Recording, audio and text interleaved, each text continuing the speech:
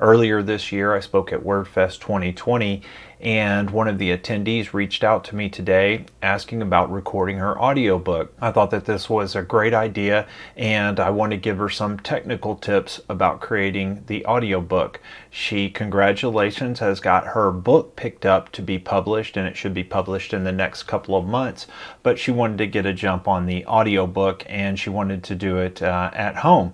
So what I did is I wrote an article real quickly this Saturday afternoon, and I wanted to go in depth about some of the technical aspects, in my opinion, that you need to pay attention to if you're going to do it at your home studio. And if you are going to professionally have it done outsourcing, I've got some tips there too. So I thought about doing the video version of the article that I wrote. That way you can actually hear what the audio sounds like on a relatively inexpensive microphone, and see if that would be worth it for you to actually do your own audio recording of your audiobook. So this is Technical Tips for Creating a Successful Audiobook by Brooks, the Access Control Expert, May 23rd, 2020. The audiobook.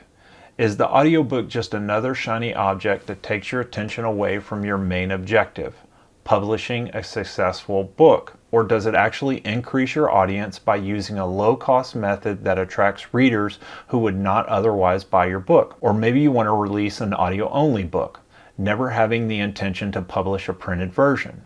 Whatever your reason for creating an audiobook, you get to take advantage of something that you already know how to do and do it daily. Talking. Although getting your audiobook published or self-published isn't simply recording a few words into a microphone, it can be a night and day difference from publishing a printed version in regards to cost, time, and overall barrier to entry. The benefits of having a printed version of your book are tremendous. Remember, one does not replace the other, just like a CD does not replace a live concert. Different people consume information on different platforms, using different media, and for different reasons.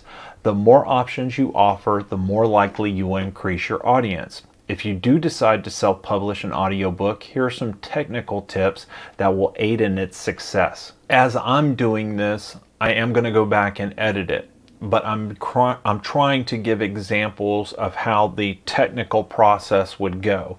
So as I just took a drink of water, probably got cut out of the audio and video portion of this, and you would never know that I've done that.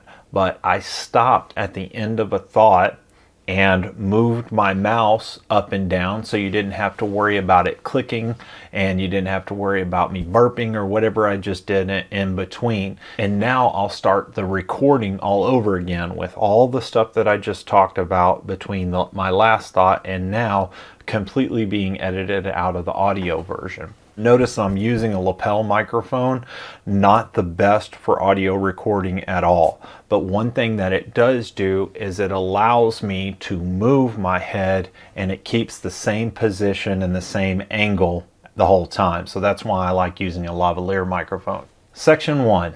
Let's not forget why. The assumption here is that you've already determined you want to create an audiobook.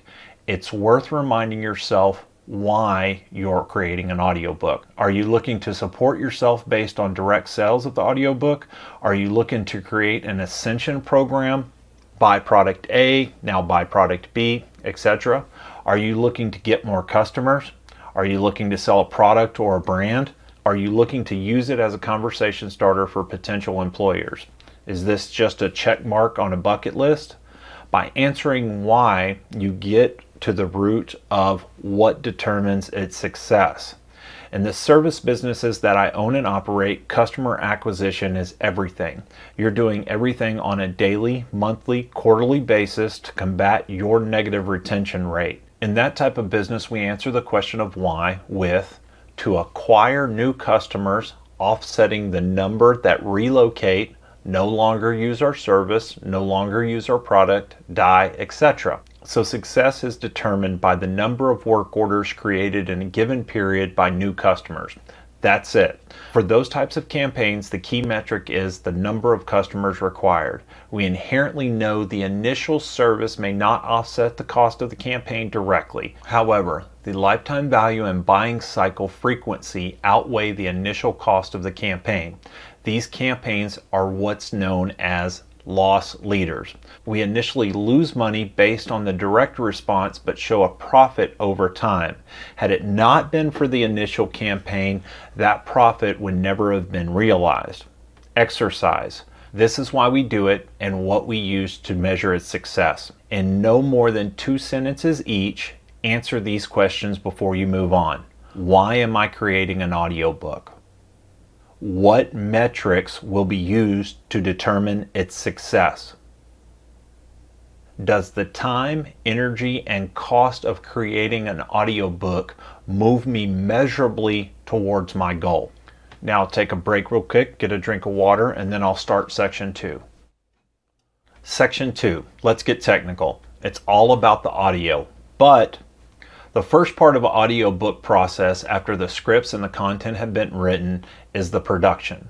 The exact details go beyond the scope of this, but here's a few things to consider. Before you start recording your audiobook, I want you to think about the experience from the listener's perspective. Who listens to your type of audiobook? Are they older and they may need a clearer and louder recording? Are they short on time and need you to get to the point?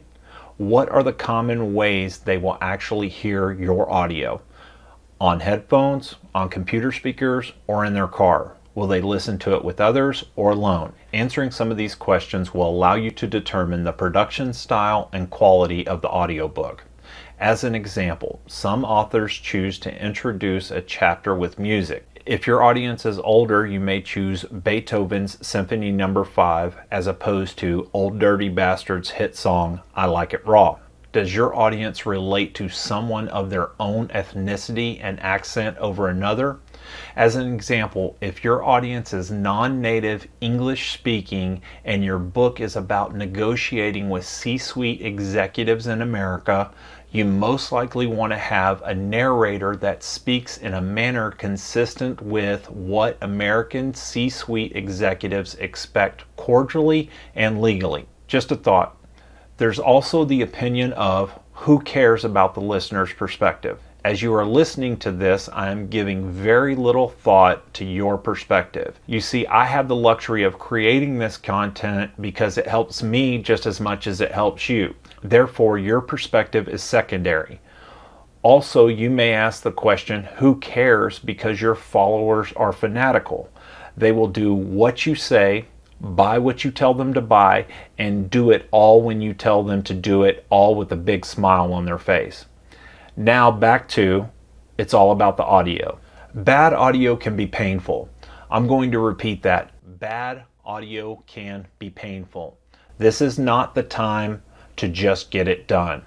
Pops, click, nasal air, burps, heavy breathing, etc. can all create triggers that are painful to listen to. If you can't record the audio to a certain standard, don't do it. You don't want to be responsible for hurting someone's eardrums or damaging someone's speakers or headphones. Then you'll create an enemy as opposed to an evangelist. Let's get to some specifics about capturing the best audio possible. Environment. We will assume you are creating a temporary environment for this project. A permanent recording facility will have different requirements. Not necessarily more expensive or difficult, just different. Feel free to reach out to me if you need consulting about your recording studio. LinkedIn.com/n/Brooks the Access Control Expert. So find a nice quiet place free from animal noises, highway noise, air conditioner noise, cellular phones, and all the other things that could potentially be annoying when listened to for hours and hours. Having to listen to these distractions for long periods of time can cause a phenomenon called ear fatigue. Ear fatigue results in physical discomfort, headaches, lack of attention, and physical pain. Choose a room with no windows. This will help alleviate exterior noise and deaden the sound. Choose a room when you can hear the ice cubes in the background. You may not be able to, but I can hear it, so it's distracting. Choose a room with uneven surfaces. This will help break up the sound and reduce the empty office effect that we have all heard on a conference call. Use sound deadening material to control reflections. Heavy blankets, clothing, etc. will reduce the effect of making it sound like the narrator is in a concert hall. Closets can work great as long as they are temperature controlled. The recording equipment can get hot and you don't want to be uncomfortable. If you cannot find a quiet room, choose a lavalier microphone or surround your microphone with sound deadening material. Recording equipment. I'm not the kind of person that buys the least expensive equipment to get the job done.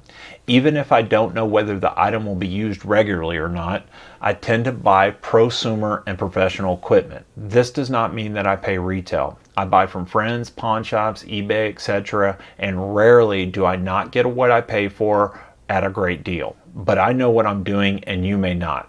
Be cautious. If you don't know anything about electronics and do not buy used equipment regularly, do not buy used equipment. Do not buy used equipment. You will inevitably buy something that does not function as it is supposed to, and this can potentially kill the creative process. I do not want you to kill the creative spirit that has got you to this point. But you're in luck.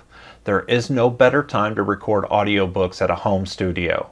The equipment that can be purchased for $500 will give you an underlying foundation for studio quality sound. Personal computer. For audio purposes, you don't need anything crazy. Most laptops will even get the job done, but be cautious when using laptops. They have fans that can create noise that make it into the recording.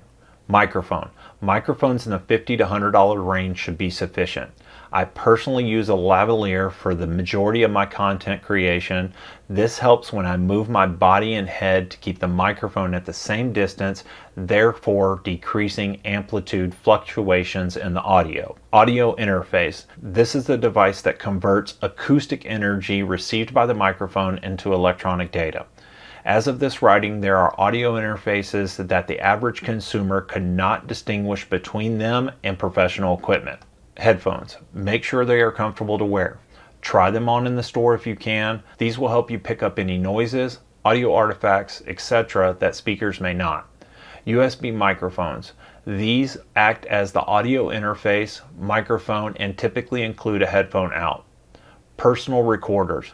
You can bypass the computer directly and record directly into a personal computer.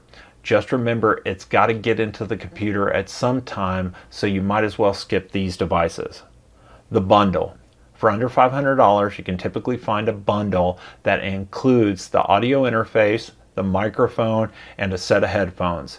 These are great options because they typically include free versions of the audio recording/editing software, as well as audio processing software called effects that include noise reduction, pop and click removal, and mastering effects. Recording accessories. A microphone stand. This holds your microphone up. Pop filter. Pop filters help you reduce extreme audio transients that are produced when saying words with the letter P. They also help you keep the same distance from the microphone. Comfortable chair. Make sure that it does not make any noises when you are moving around. Music stand. Use this to hold your laptop, notes, etc. Appropriate lighting. Keep soothing fluids close by and keep hydrated. I like lemon with water. Voiceover tips. Record 10 seconds of silence at the beginning of each session.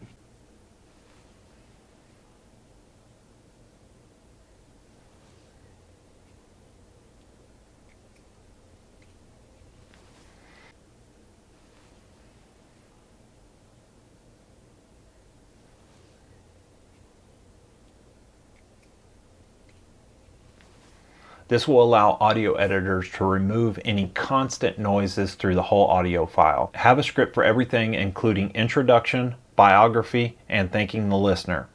If you are going to ad-lib at any part of the audio book, do it at the end of the chapter or section. This will put you in the right frame of mind having just read the content. Get plenty of sleep the night before. Once you start, don't stop.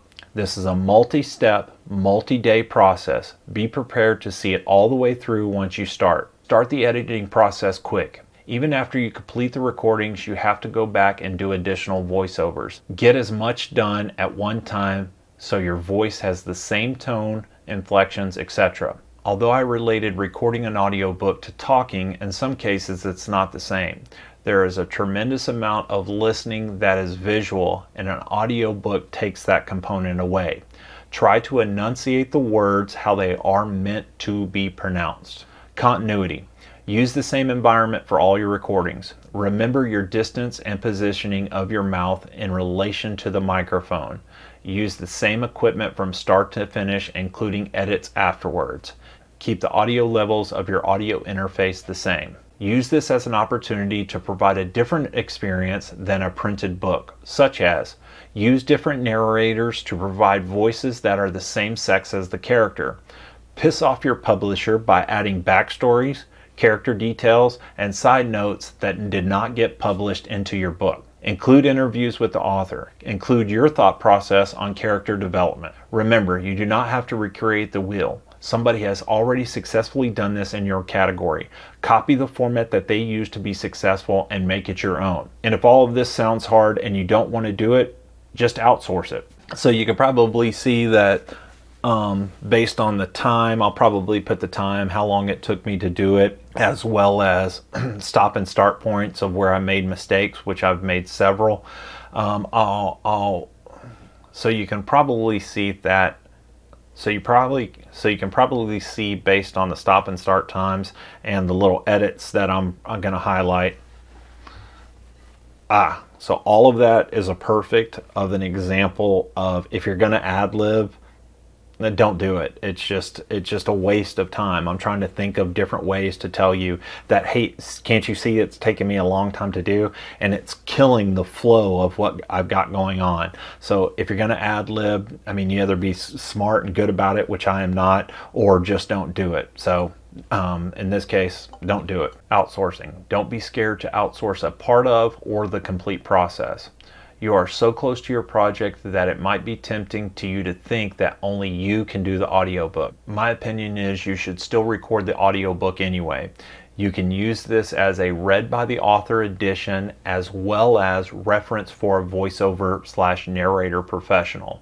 I know several bestsellers who use the audiobook to insert content that the publisher would not allow in the book, an opportunity to interview contributors, and more. Here are a couple outsourcing areas to look at. Narration. You may not have the voice, cadence, accent, etc. your ideal reader wants to listen to for several hours. Don't hesitate to use a professional with voiceover experience. The downside is this creates separation from you and your readers. If you're trying to build a coaching, marketing, speaking, etc. ascension plan, you don't want the audience to relate to someone else's presence. Side benefit. This will expose you to narration professionals that are fluent in other languages. If your audiobook is a supplement to a printed version, use this as leverage with your publisher for copies in multiple languages. Fun fact, Mandarin Chinese, Spanish, and Hindi comprise 22.33% of languages spoken by native speakers. If you are an English-only writer, like I am, remember, English speakers only comprise 5% of the world's population, so you can see English-only audiobooks miss a huge potential audience. Recording. Booking a professional studio that has experience in recording audiobooks has several benefits. Most importantly, you don't have to think about anything technical and can focus on putting that energy into the mindset of the reader. In addition to recording, a professional studio may be able to give you production advice at no cost. Editing.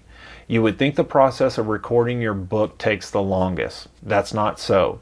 Editing versus recording can sometimes be a 3-to-1, 4-to-1, or higher ratio process. If you're a perfectionist like me, the editing process can easily be 10-to-1. Mastering. The process of taking an edited recording to a published material is called mastering. During this process, a professional will make sure that all the audio sounds consistent across the hundreds, sometimes thousands of edits an audiobook has. This process can reduce background noise, audio artifacts, and editing side effects. So that's like right there, like the whole thing, and sitting up like this, so I've got a good posture and my audio is clear and my pronunciation is what I think listeners would want to hear. It takes a toll on you. So that was 2,300 words if I remember correctly. So you're talking 13 pages, 2,500 words. So that was 2,500 words, and I'll put the recording time right there. So that takes a lot of time, and that's just now starting the process. It's probably going to take me twice as long, or maybe 3 times as long, to edit it, and then I still have to put it out in this format that you're seeing right here. I hope these tips help you recognize that recording an audiobook is not as intimidating as it may seem. Thank you for taking time to listen to this audio recording. You can reach out directly to me at michael@accesscontrolforum.com if you need any technical advice on your next project. Now go sell some gates.